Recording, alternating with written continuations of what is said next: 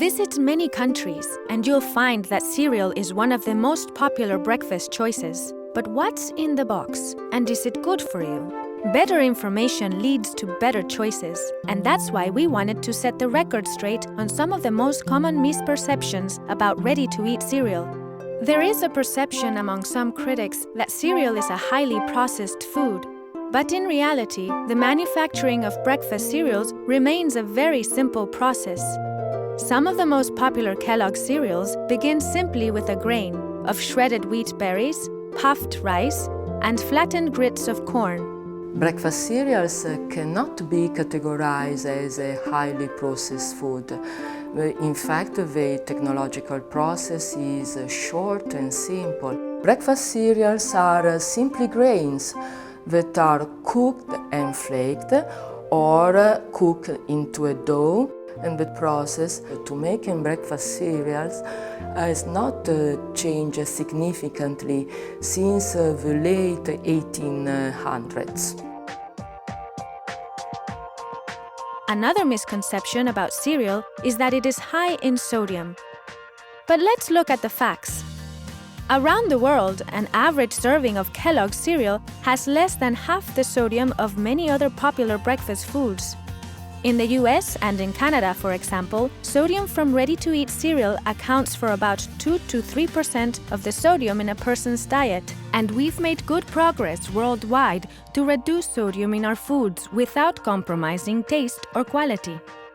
Here at the Kellogg Company, we are very committed to being part of the solution to reducing the sodium that consumers eat around the globe.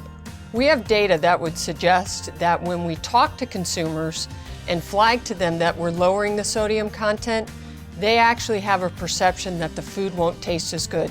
So removing it in a stealth fashion has worked very well for us. We are committed to improving the nutrition credentials of our products. In fact, we have been working on reducing sodium for over 10 years, and you can count on us to continue this journey. A common myth is that whole grain products are a good source of fiber, but not all foods made with whole grain ingredients are good sources of fiber.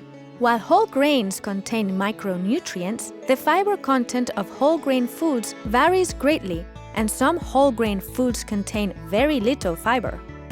Understanding that whole grain doesn't necessarily mean higher fiber helps people make smart choices about their fiber intake. And that's important because many people aren't getting enough of this essential nutrient.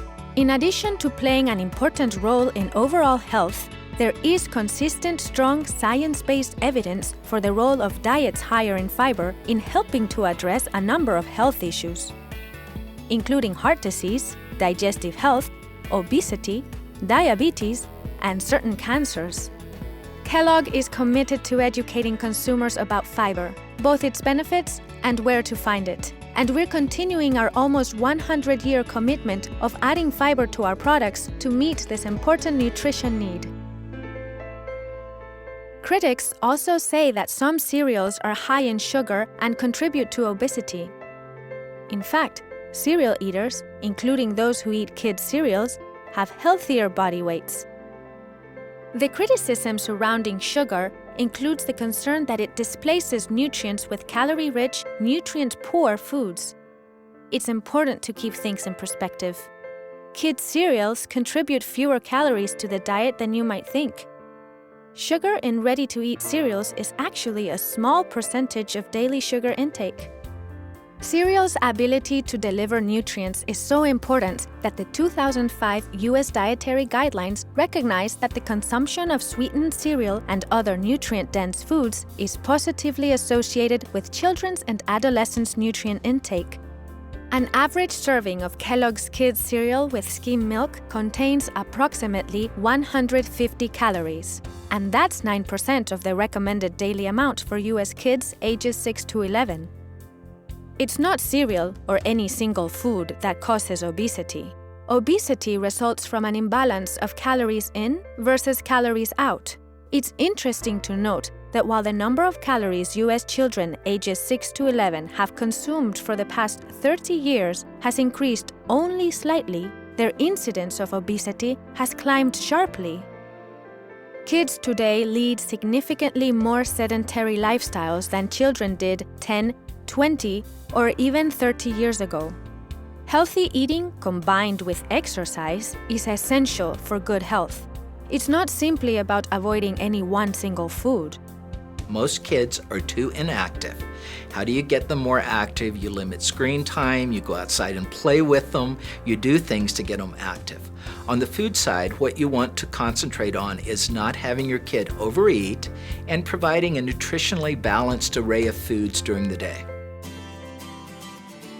When it comes to health, consumers have a role to play in their own lives and the lives of their families.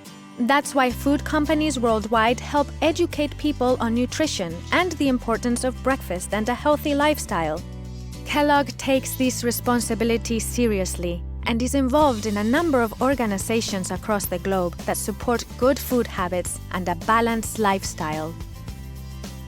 Some people believe that all food companies are irresponsible marketers. Kellogg is committed to responsible marketing. We are active participants in expanding and improving marketing self-regulatory programs around the world. We pioneered the use of guideline daily amounts front-of-pack labeling that was later adopted by other companies as well to help consumers easily understand nutrition information. In addition, products that are marketed to children 6 to 11 must meet strict Kellogg Global Nutrient criteria based on a broad review of scientific reports. And we've reformulated more than 100 products worldwide to remove trans fats, reduce sugar and sodium, and increase fiber, and we continue to do so. Cereal offers many important benefits, but is sometimes misunderstood. Separating the myths from the realities helps people make informed choices about the role cereal plays in the diet.